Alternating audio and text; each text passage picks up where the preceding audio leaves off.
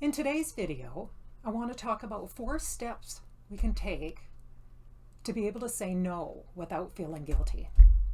Hello, I'm Linda Coblin, and I'm a mindfulness-based wellness coach. So to take a look at being able to say no without feeling guilty, the first thing we want to do is look at the root.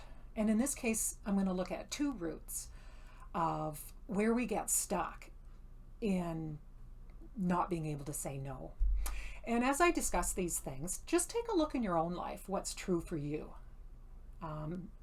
It could be the same, it might be some other things. So feel free to take a look in your own life as you follow along here. So one of the roots I spoke about in my last video, so briefly, I'll just say that is, as people pleasers, we find it really, really uncomfortable to be in the presence of other people's disappointment with us or unhappiness. And we tend to not want to go there. So therefore, we end up saying yes to things just to avoid that very uncomfortable feeling.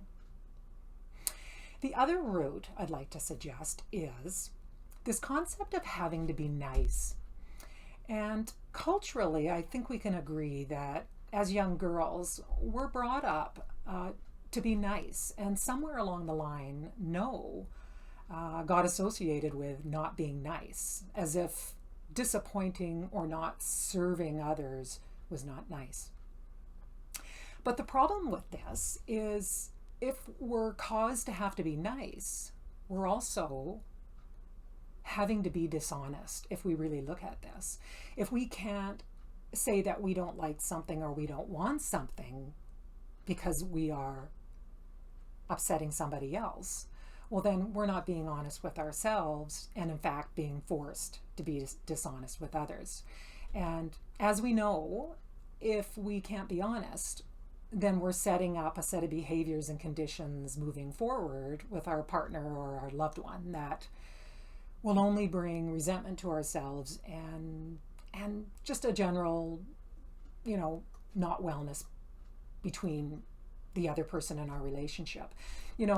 A fun sort of simple example could be that if your partner suggested again to make that spicy chicken meal that you find just a little bit too much and don't really care for, but you're too afraid to be mean or not nice because that person's going out of their way to cook something for you, and gee, I should just be grateful. But if you don't say anything about it, then this partner might continue to make that meal and you're going to end up having to eat it. And in the meantime, you're kind of resentful for not being honest. Your partner doesn't know why you're being a little bit off, and there's that breakdown in communication. So really, being nice in that condition is of no value to you or others that you're relating with. So you can take those 2 routes and decide for yourself if there's something that you would really like to just let go of. And this takes time, but if they're not true for us and they're not serving us, then we can begin to let go of them. So that's step 1. Step number 2 is the pause. And here, I'd like you to look at this concept of being nice, of people pleasing, of that real quick wanting to serve another as a habit. It's a habit that we gained a long time ago. It served us then. But now we just find ourselves leaping right into, I've got to say yes, I got to be helpful because otherwise I'll feel horrible and I won't be nice. So with a pause, and this is literally when you're now in a situation where someone is asking you a favor or your opinion about something, and you're just about to go into that habit of agreeing or not being totally honest, this is when you can have a pause. And the pause allows a couple things to happen. One, when we pause, sometimes it allows the request from the other to shift, or maybe it gets altered in that little bit of a pause. Sometimes the request just disappears and you didn't really even need to address it. So there's that possibility. The other thing is, in this pause, is when we can start to take notice of what's really here inside of us. what we're really wanting to say to this other person in response. And this is a very powerful step in actually acknowledging how we're thinking and feeling within, because up until now, we've probably spent so much time just quickly going to the please state that we've not paid any attention to what's really going on inside of us. So we don't even, again, know really how we feel and think and how we want to respond. So really important to take this pause to begin to notice and honor what's true for you in that moment. And perhaps you don't act on it all the time, but as you allow it and as you give it attention, this opinion, this how you feel within yourself, you start to get more connected to it over time. It becomes your wisdom, and over time you can speak from it.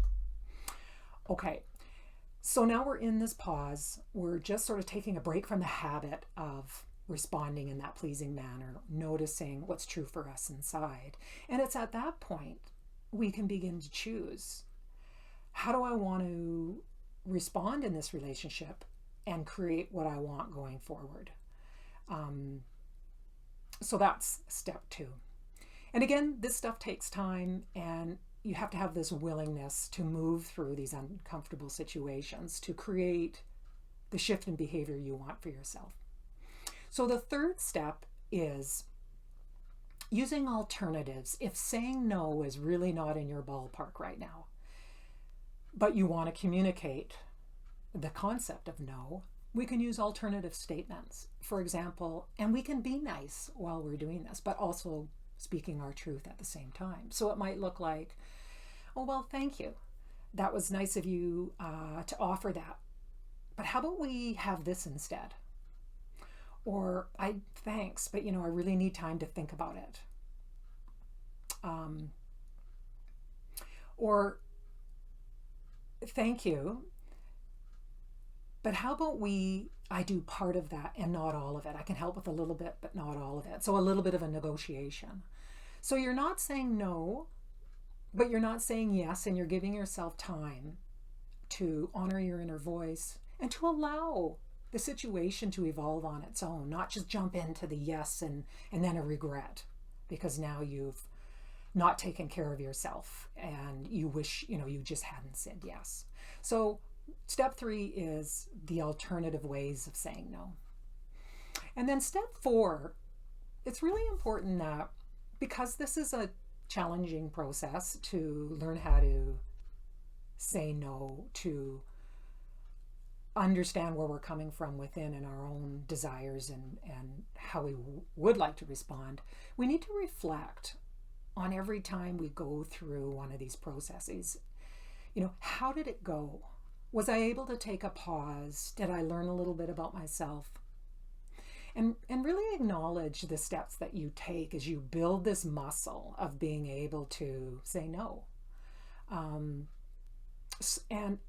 see what worked and see what you don't want to do next time, so that over time you can become comfortable with saying no without feeling guilty, because you're coming from an understanding of what really is best in the situation for you and for whoever it is that you're interacting with.